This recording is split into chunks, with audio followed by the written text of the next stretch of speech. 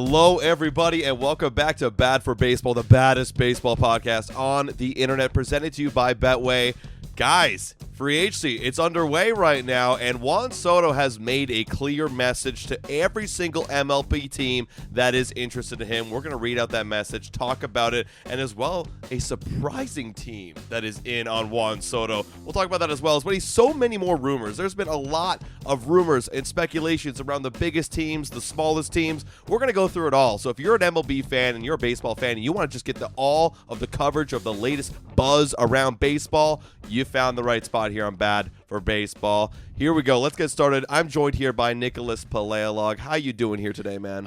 Pretty good. And, I do just want to make this very clear. If you are a baseball fan, enjoy this time because it's not always going to be this busy. It's not always going to be this hype. There's going to come a moment, probably somewhere in January, where most of the big free agents have gone. Soto's off the board. Santander's off the board. Fried's off the board. All these guys are have already found homes. And you're still a month away, a month and a half away from pitchers and catchers reporting and spring training, everything like that. And that is going to be the true dead time. So if you're a baseball fan, I know that there's not a baseball game to watch later today and playoffs is over, but still enjoy this time because all of this speculation and all these rumors coming out about how, your favorite team could in fact be in on, some of the biggest free agents and everything like that. And, it might even be your team. Fuck, the Tampa Bay Rays are interested in Juan Soto, which we're going to get to. There you go. Very soon, everybody. But seriously, enjoy this period of time because this is probably the funnest part of free agency of the offseason. Basically, from now until the winter meetings, there should be a lot that happens. And I know there's a lot of baseball fans that are out there that are being like, don't listen to all the rumors. Don't listen to all the speculation. Why the hell not, man? This is supposed to be fun.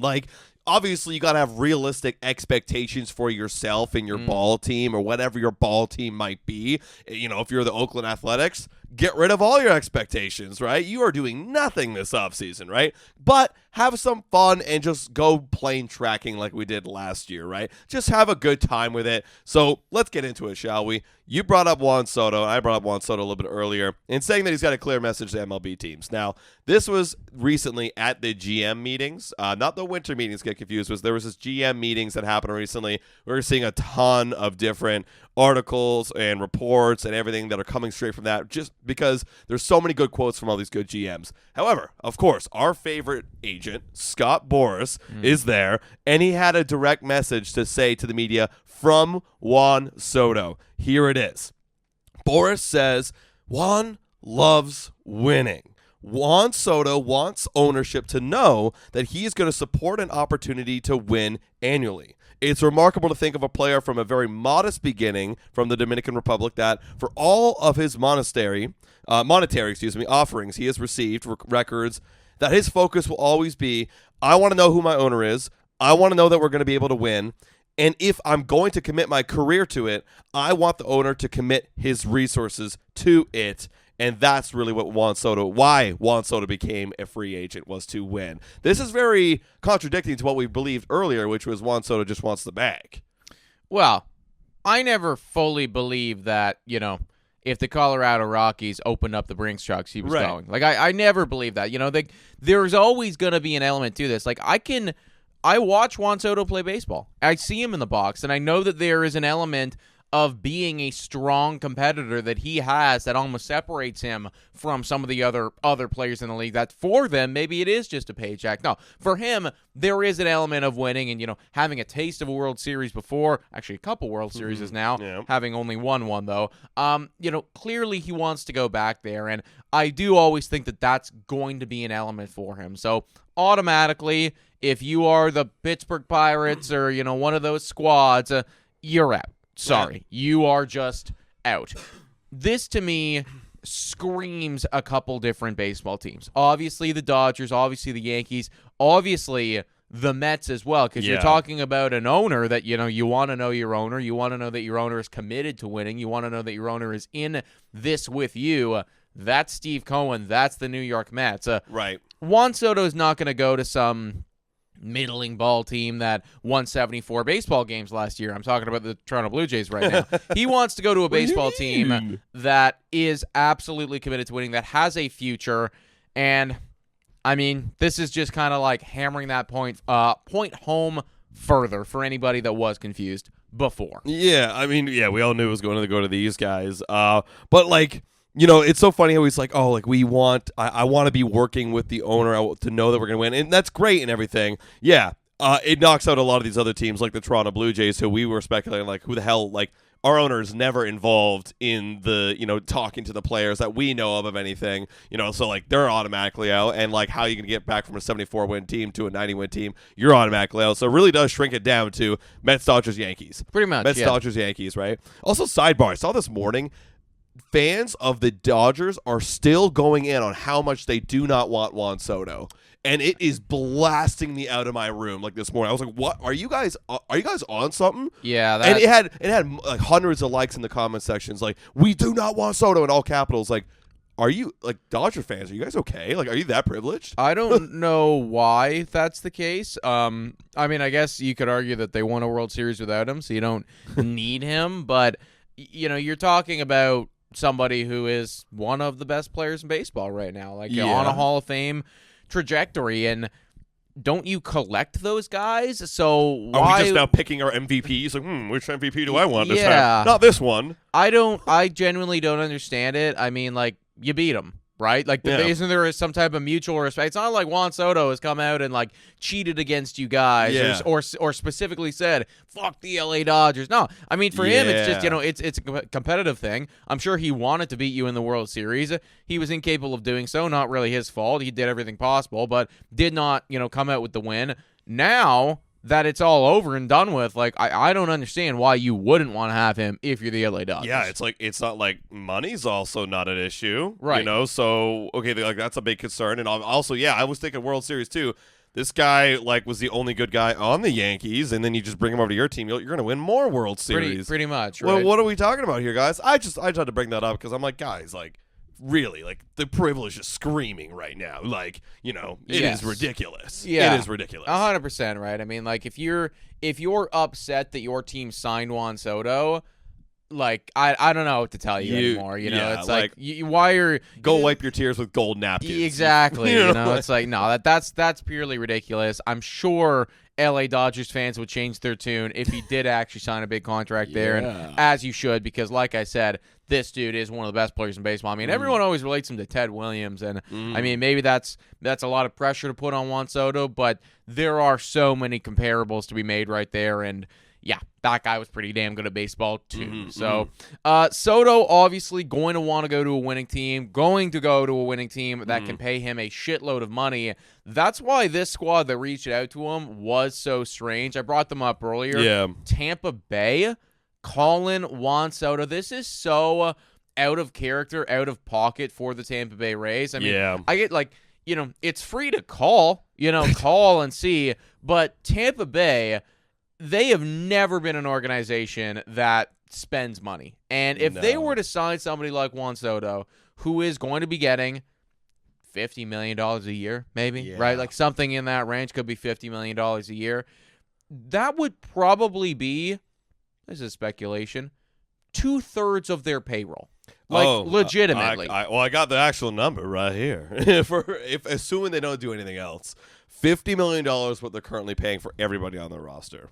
So they would be doubling. It's like they would have Juan Soto and then another $50 million, and for the price of Juan Soto is the 25 other guys on their team. That's a ridiculous thing. You know, I just don't understand it. Like, Tampa Bay, again, I get it. It's free to call, maybe ask, but you had to know that this is never going to happen, dude, right? I'm looking back. I don't think they've ever spent over $100 million. I'm in 2017. I'm still going back. They have never spent over. They got into $98 million in 2022. Yeah. Big splendors, Tampa Bay Rays. But granted, they were a loaded team that year. So, like, they were stacking up. But no, they have never been over $100 million.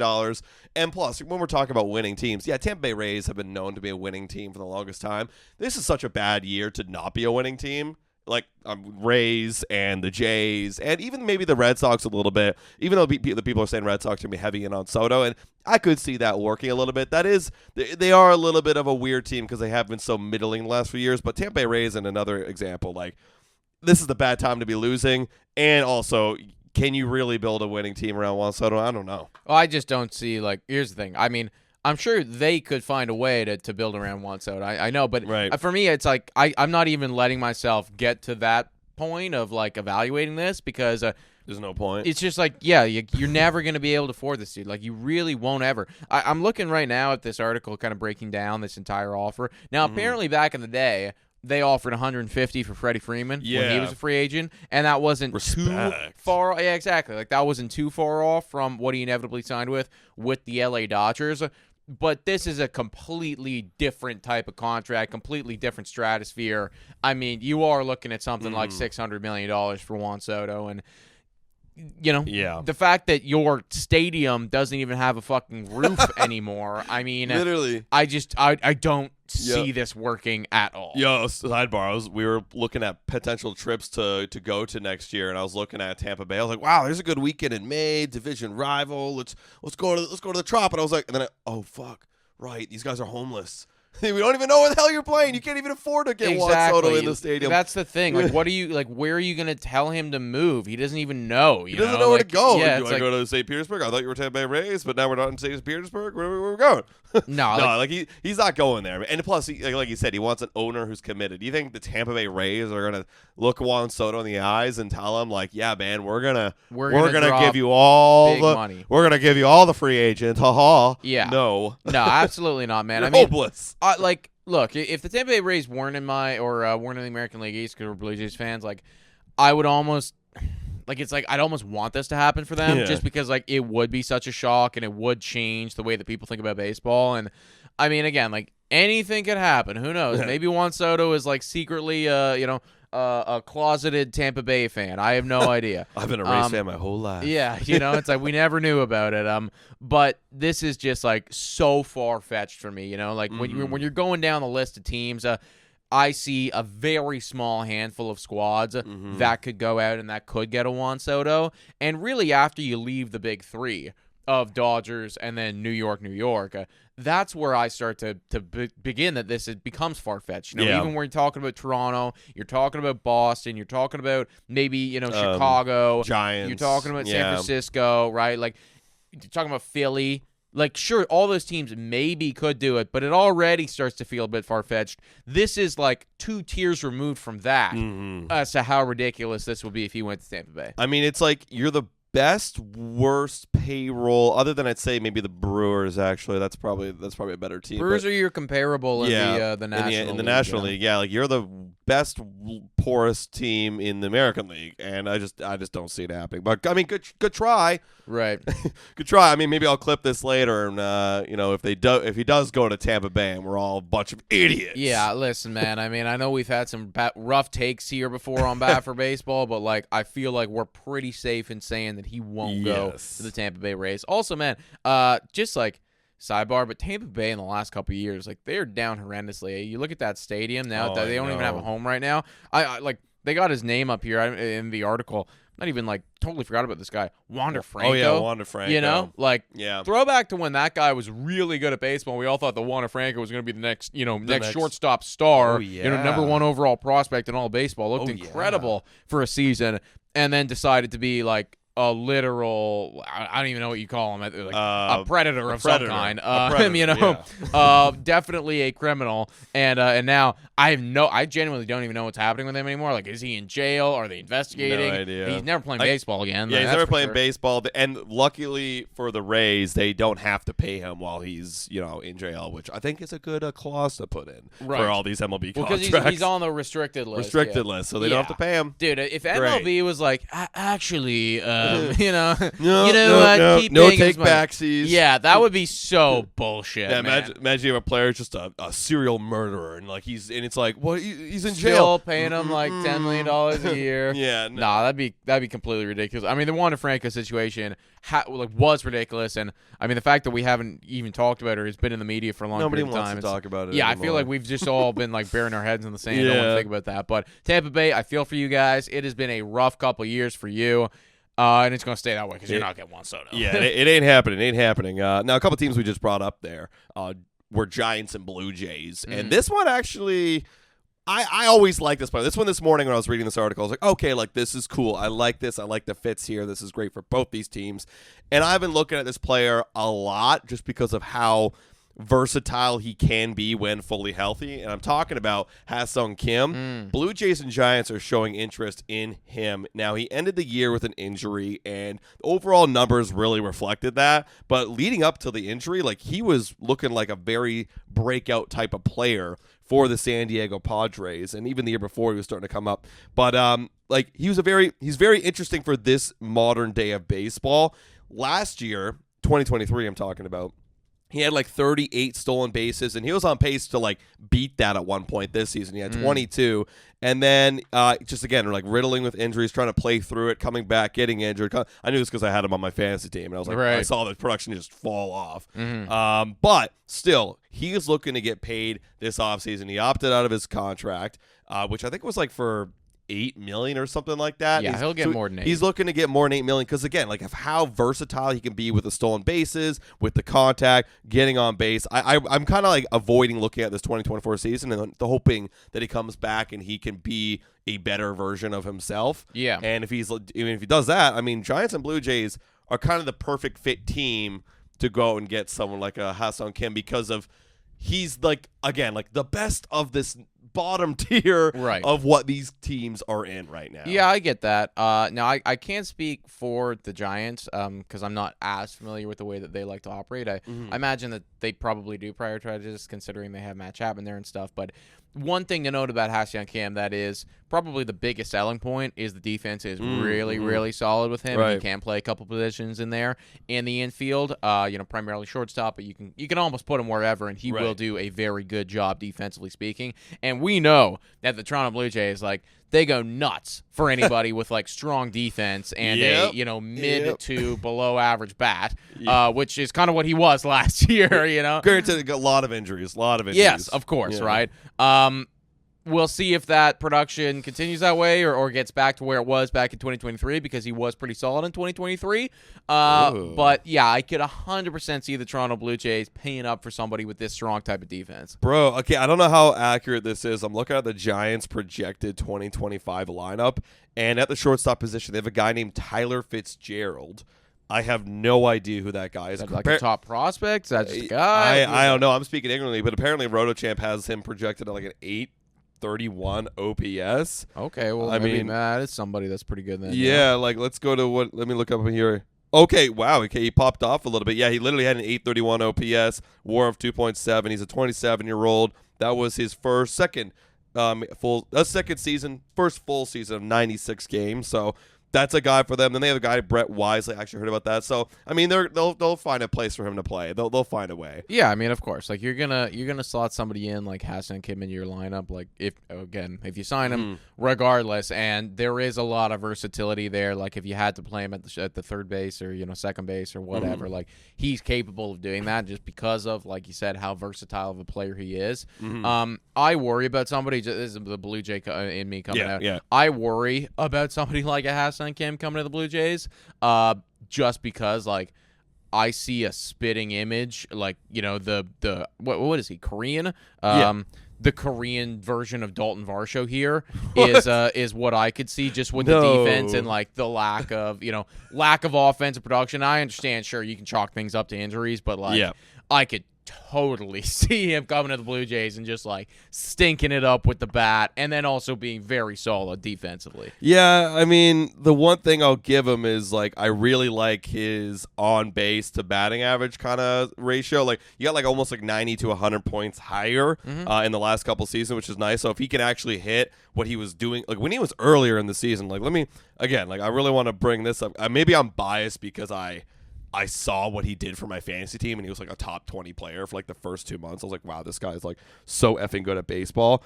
When he was earlier this season, what he had in terms of OPS, I'm trying to find it right here. Yeah, like his OPS was in the mid 700s. Like that's what like you're kind of hoping for, and he batted like 240 around that mark. And then he had the stolen bases, right? And then the on base was up to the 330, 340. Like if that's a guy, I mean, beggars can't be choosers with the Toronto Blue Jays. Would you rather have that guy leading off or George Springer leading off? Well, okay, if it's between yeah, sure, but like I don't know if that's from a Blue Jays standpoint, I don't know if that's fair comparable because, like, sure, yeah, of course, I'm going to pick almost anyone over George Springer. Right, 100%. Like, you could literally name, like, Joe whoever, and I'd still pick that guy over George Springer. I think what I'm saying is, like, this feels very much, and this is probably why I believe they could sign it, this feels very much like the player that they have targeted the last couple of years that has led to the lack of offense on this team, Toronto Blue Jays speaking. So as much as I like Ha-Seong Kim, I wouldn't be upset if he went out and got Ha-Seong Kim. Right.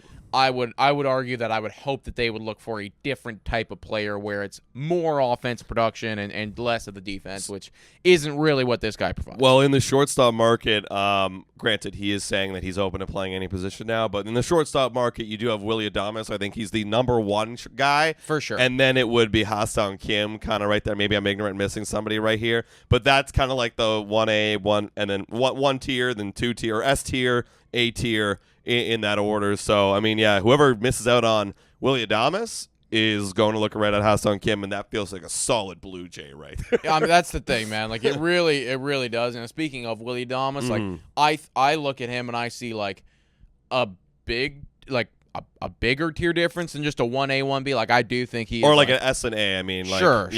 Like, I look at Willy Adames like, this is somebody that you can be very happy about if you sign, because the offense is really good. The defense is also really good. And speaking of versatility, he is, in fact, open to doing another position. He's saying that if he gets a strong offer from a team in a position to win, that's what Willy Adames said, he's willing to change positions right there. So if you had to put him at the second base bag, I don't know if he could play third.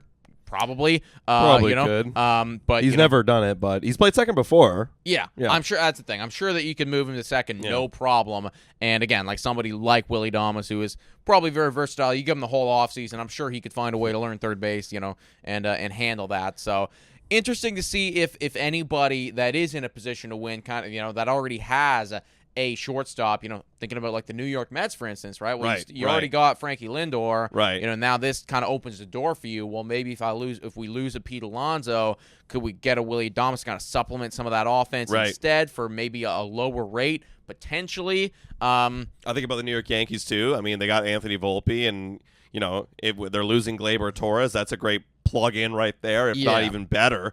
A 29-year-old guy. That feels like a very much a New York Yankee thing to do. Sure. I mean, hell, even the effing Dodgers could do it. Like, Willy Adames, I feel like, is primed to go to one big three teams. Because of if he knows that too, right? He knows the Yankees got a shortstop, Mets got a shortstop, and then the Dodgers don't have a shortstop, so that could be something to open up for them. But he wants to get a little bit more leverage in negotiations. Yeah, 100%, right? And from a Yankee standpoint, like take Jazz out of the fucking infield, or like take him out of where was he playing? He's playing third base. Yeah, which I heard from, again, like I was reading up on how the Dodgers felt about this, and they were like just shitting on Jazz. Oh, yeah. Like, they were like, this guy cannot play third base to save his life. He's not a third baseman. Yeah, exactly, right? Like, it's just like, and again, like, I guess Willy Adames isn't the third baseman either, but, for whatever reason, I feel better about maybe signing him and finding a way to, like, take Jazz out of that position than what they currently have. You know why we felt that way? Because actually, we've had the same conversation. Again, we're bringing up Jays here, but we had the same conversation about Willy Adames going over and playing third base because of his arm strength was so good. Right. Last year, he ranked in the 75th percentile. So, whereas, like, a lot of shortstops, sometimes, I mean, unless you're Ellie De La Cruz or O'Neal Cruz, your arm really isn't the strength. I mean, we've seen Bo Bichette's noodle arm for years, but he's always been in the upper echelons of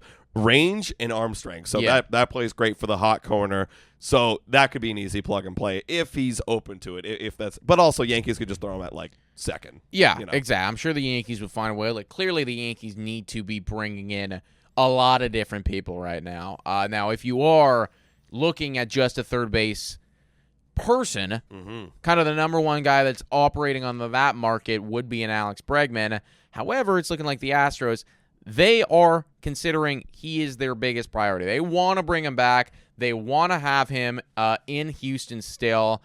I'm like I hear this and I go, okay, that's great, whatever. Kind of the cynic in me is like, well, if he's such a big priority to you and like, you want to have him back, why didn't you just fucking extend him in all the years that you had him? Yeah. What, like, why are, now that he hit free agency, we really want him back? Like, what? You had all this time, guys. I see, like, maybe they wanted to let the market dictate his value, because I think the value of Alex Bregman is getting blown up, and I get it. Like, he's got a great resume, right? I mean, he used to be very solid with the bat, and even now he's just solid, right? He's a solid guy. In the last 4 years, he has an OPS, if Baseball Reference wants to show me here, I'm going to just generalize it, around that 800 mark, just under 800 mark. The batting average is in the middle to upper 200s. You know, he just won a Gold Glove, so you can rely on him, and that's a solid guy. And when you're looking at what Matt Chapman got paid,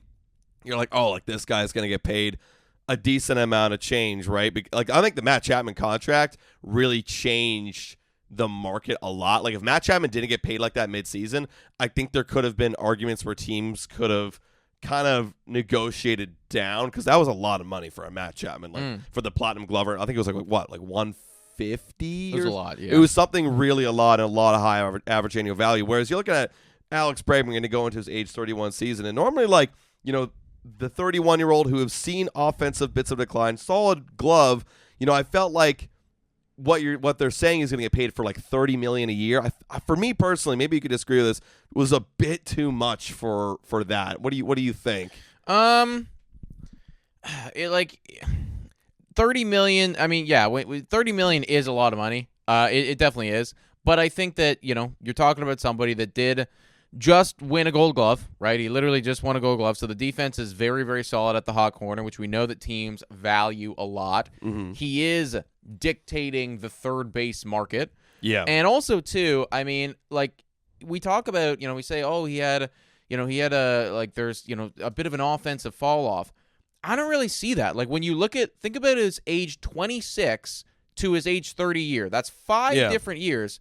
It's been the same. It's the same. Is he the guy that got MVP votes in 2019? Right. No, that was just a blow-up year. You know, like, if we look at it that way, rather than it's like, okay, when you were 25, you had a big blow-up year, but from age 26 to 30, you have been a, you know, 260-ish hitter with a OPS of 800. You get on base pretty consistently, actually very well. You know, you have about 100 points higher on your on base. Last year was a bit of a weird fall off. I don't know why he, like, fell off all of a sudden with the walks. Like that was always Alex Bregman's thing. Like, he did fall off, but I hear what you're coming from. It's like, it's a solid bat, and maybe that is worth $30 million to some teams. But I think maybe, if just defending the Astros' decision not to extend him, they were gonna let the market dictate what his value was, rather than them trying to, like, decipher it. But I think, again, the Matt Chapman thing kind of changed things for him, you know, now that he is the only guy in this market, and it's kind of been set for a price of, you know, Matt Chapman's kind of a similar WAR type of player, you know, Alex Bregman the last 4 years with the glove, if you're considering that. And so now I feel like the market is going to dictate it as well. Like, I'm not going to say he's going to exactly match Chapman numbers, but that's a good benchmark to go off of. We'll see. And now they got to, if they really are serious about it, go get your guy back. Yeah, exactly. I mean, like, I do think that Alex Bregman is going to get paid, and, like, do I want my team to necessarily go out and give him $150 to $200 million? I don't know. I don't know if I personally feel comfortable with that. Yeah. But at the same point, like, could I also see a reality where this guy has, you know, 4 more years of doing what he's done the last 4 years? Sure, I could. You know, and if you're getting solid defense with somebody that's providing you with a 260 batting average and OPS right around 800, that is worth $30 million. You know what I mean? Like, that is worth a lot of money. So, I don't know. It's a tough one to navigate. He is still, like, again, I'm not gonna complain if my team was to go out and sign him. Yeah, because, like, for me, like, what he's been doing is kind of his ceiling. Maybe I'm disrespecting Alex Bregman. I think you are, man. Because I think you are. Because how could you say that? It's like the ceiling. Like, he's never done anything worse than that. Well, that's what I'm saying. Is like what he's been doing is his. Like, I don't think he's going to get even better. Is what I'm trying to say. That, like, what he's been doing is his ceiling. Like, and maybe that's disrespect to Alex Bregman that he can't hit a 1,000 OPS again. But, like, that's kind of it. Whereas I think there's a lot more downside in terms of aging in his contract. Like, if he gets to age 35, 36, it's like, you know, are we going to see, you know, speaking of a former Astro, another George Springer situation where he slowly falls off and getting paid a lot of money? I get that, but I mean, I guess, like, you look at the numbers. I mean, the worst OPS this guy has ever had is 768, which he did have this past year, so maybe that's concerning to some, maybe. Right. But, you know, still had a 4.1 WAR and won a Gold Glove. So that's the worst he's ever done. So I could just as easily make the argument that, well, that's his floor. and his Right. ceiling is actually a lot higher than that. Right. No, for sure. Well, do you think his ceiling, he could be even better than what he's done in the last, 4 or 5 years? I think that I certainly would not be shocked if Alex Bregman had a renaissance season where he goes to a new team and puts together an 850 OPS year. I would definitely not be surprised at that. Okay, so maybe there's one more left in the tank for Alex Bregman or whatever. I mean, again, you're talking about somebody, and maybe it's because we are fans of the Toronto Blue Jays, and we have had, we've watched as George Springer has fallen off entirely, right? Yeah.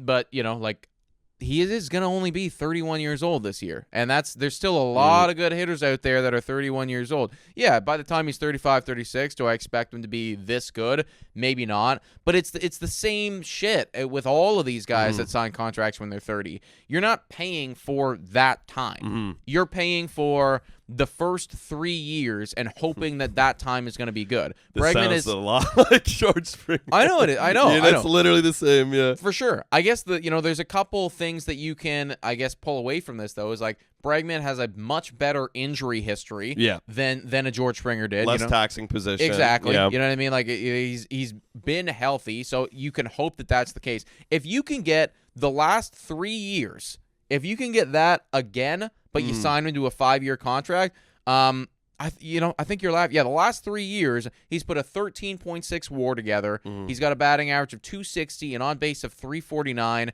and an OPS of 798. And he won a Gold Glove in that period of time too, and had very above average defense. If you can get that again, then that is worth, I think, $30 million. Okay. I guess the question is, can you get that for 3 more years? Yeah, that is the big question. Also, speaking of the Astros, if they sign Bregman this year, because the whole thing of them not signing him again was keeping their options open, because they also got Kyle Tucker coming up on the books the following year, and yeah, he had a big injury this last year, but he'll be 28 entering into his free agency versus Bregman, who's 31. So it's a bit of more youth left in Kyle Tucker, a little bit more dynamic of a player in terms of the stolen bases and how good he has been over his career. Yeah, and I mean Kyle Tucker is somebody that in his best possible season, I do believe could be up there for MVPs. Right. That guy's had years 900 OPS and been really, really solid. Not saying that he's that much better than Bregman has been, but I mean, I do think that you prioritize Kyle Tucker over Alex Bregman. Yeah, Kyle Tucker in the last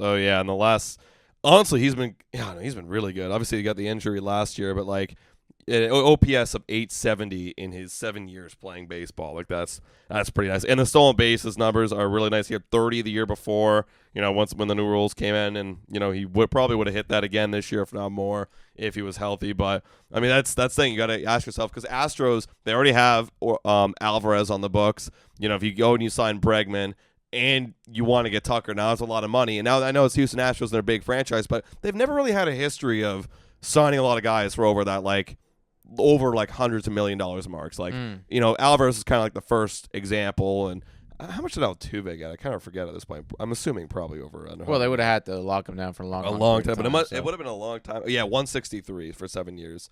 But yeah, but they haven't had too many guys on the books that are like that. But you never know; it could change this offseason. Yeah, we'll see. I mean, to Alex Bregman's, credit, and he has done himself a very good job at staying a free agent in a year where there is no one else that's really commanding that hot corner. And so 4 teams out there that are looking for a third baseman, and there's going to be a lot. Toronto Blue Jays are one of them, which I don't know if I love. Again, I don't know if I want my team to go pay him, for 6 years or whatnot. Yeah. But I understand when, which, if a team does in fact do that. Yeah. But there's enough teams out there for Alex Bregman that, I do think he's going to be able to play the market a bit and get a bag. Yeah, I think why we're so hesitant is because there's if we had a lot of other positions already filled out, in the lineup and in the bullpen, and it's you add an Alex Bregman, it's okay, this isn't gonna hurt us if he fails. Whereas if Alex Bregman fails for the Blue Jays, we're cooked. Yeah,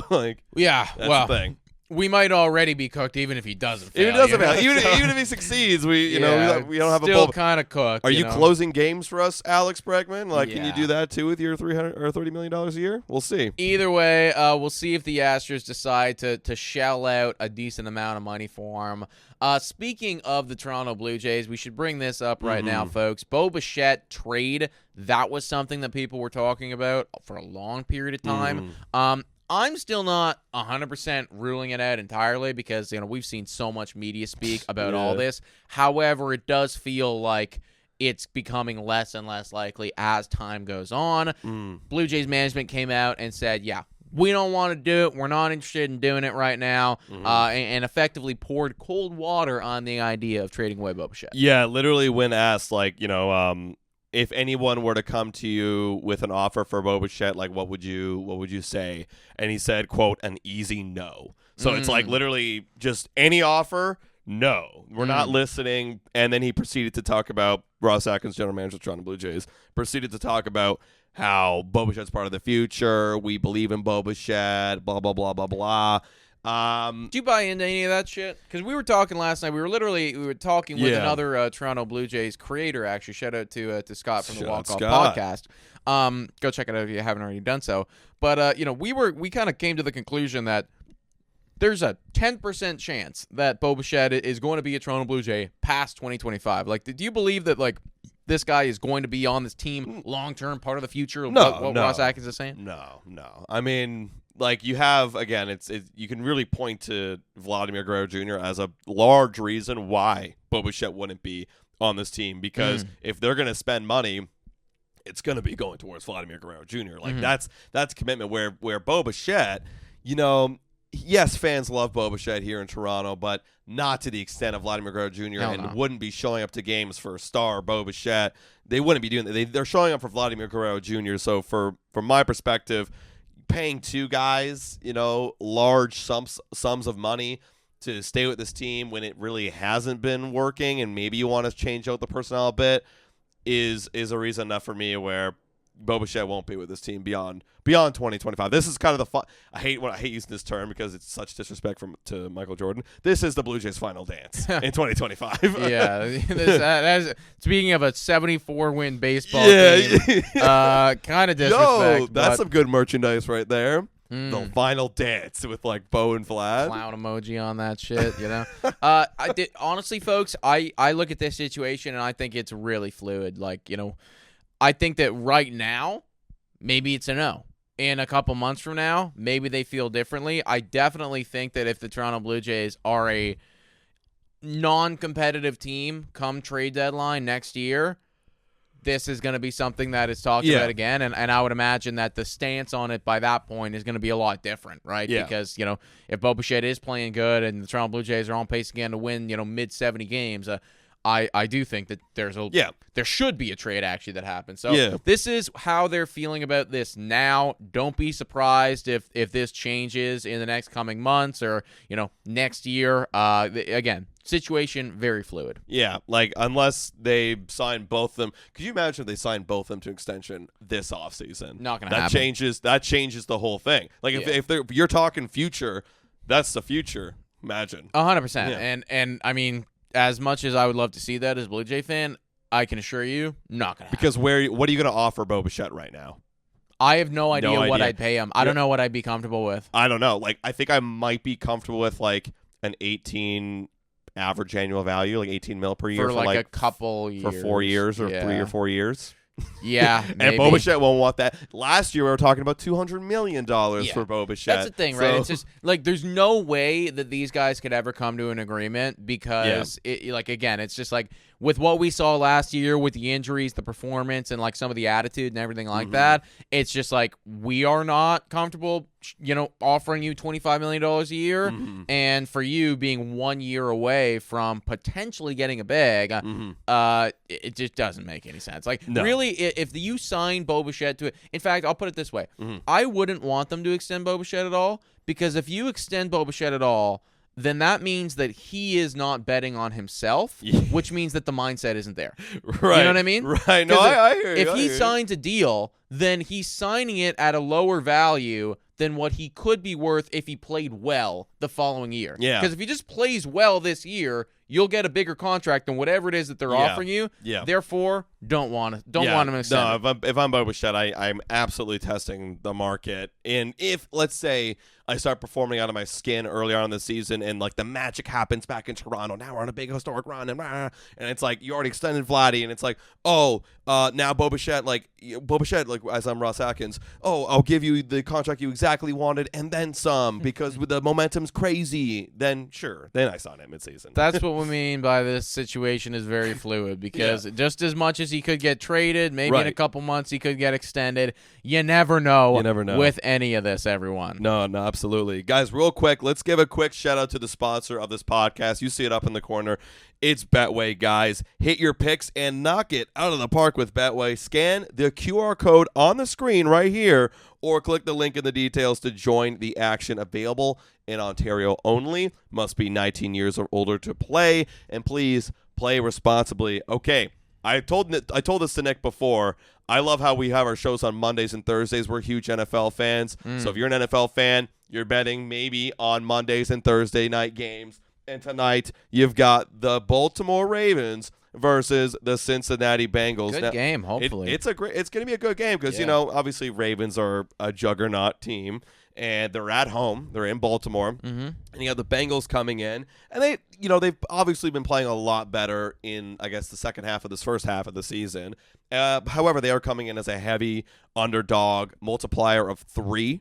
So you've got that. And then Baltimore Ravens, just pure money line, multiplier 1.42. Who do you got in this one, Nick? Honestly, from an odds play, I think I kind of like sprinkling a couple bucks down on the Cincinnati Bengals. You're talking about a divisional game. You're talking about tripling your money right now. We know that the record doesn't look super great, but they didn't really start playing football until October rolled around. Yeah, exactly. It's literally they just dug themselves in a hole, and I do think that they're a lot better than their record would suggest. Could I see reality where Derrick Henry and the boys just fucking steamroll these guys? Absolutely, I could. Absolutely. But I just think that in a divisional game with Joe Burrow at the helm, having them like that severely as an underdog, I'll sprinkle a couple bucks on it and feel okay if I lose. I like the point spread of plus 5.5, where it's 1.95 multiplier for the Bengals, and it's plus 5.5. So you can't lose by 6. I kind of like. I think it'll be tight. It'll be tight. I still think the Ravens should win this one. Just they're at home. They're one of the best teams in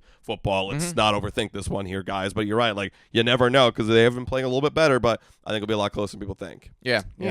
See what happens in that one, everybody. You guys let us know in the comments down below. Who are you rolling with? Let's move over to another potential trade candidate that is now also getting poured cold water on.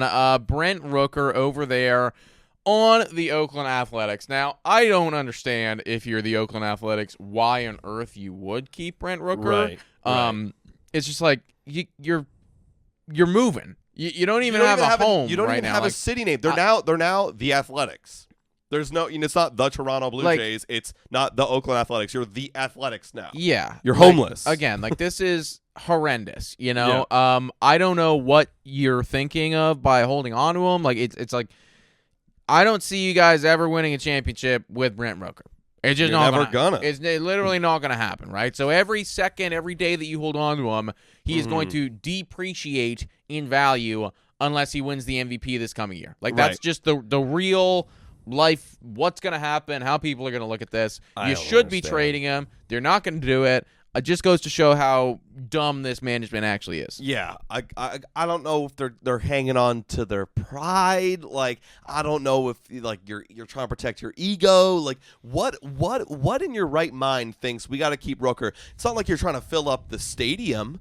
You're playing at a minor league stadium next year in Sacramento. What people are going to come or not come whether Brent Rooker is there or not because you're literally in Sacramento.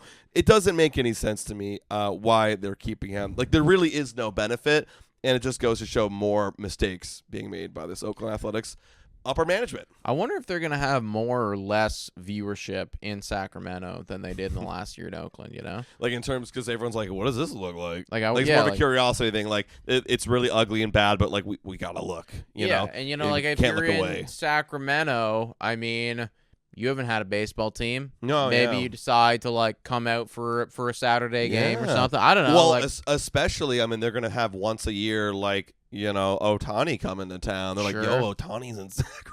yeah, Donnie's gonna kick our ass. Yo, let's watch Ohtani Watch cook. Ohtani like literally roll over us for 9 innings. Yeah, it could Maybe. be, you know. I'm not, you know, and then Yankees are going to come into town. Like, it's going to be, you're going to have wherever Soto goes. Like, there will be, I wonder if the Dodgers coming to town, because, like, in the internet, they got to have Dodgers coming to town to save their season. That might be all their revenue. Maybe, yeah. You know, It might actually be. Well, speaking of the Dodgers, they might be getting another Japanese superstar heading on over there. Feels like they're just literally collecting slowly but surely the Japanese national baseball team that did win the World Baseball Classic. Right. So, I mean, really damn good at baseball. I'm talking about Roki Sasaki. Now, if you're not familiar with who Roki Sasaki is, he is a 23-year-old over there in Japan. And this really put it in perspective for me. 23 years old. His worst year ever, which actually he just had, so maybe you're concerned. Oh, no. His worst year ever, he's a pitcher. He had a 2.35 ERA in 111 innings. That is the worst year that he's ever had. He's 23 years of age. Are you fucking kidding me? He's really good at baseball, man. Before I break it down, let's give a quick shout out to Greta Bar, everybody. Downtown Toronto, King Street West, over 50 arcade games that they have featured there.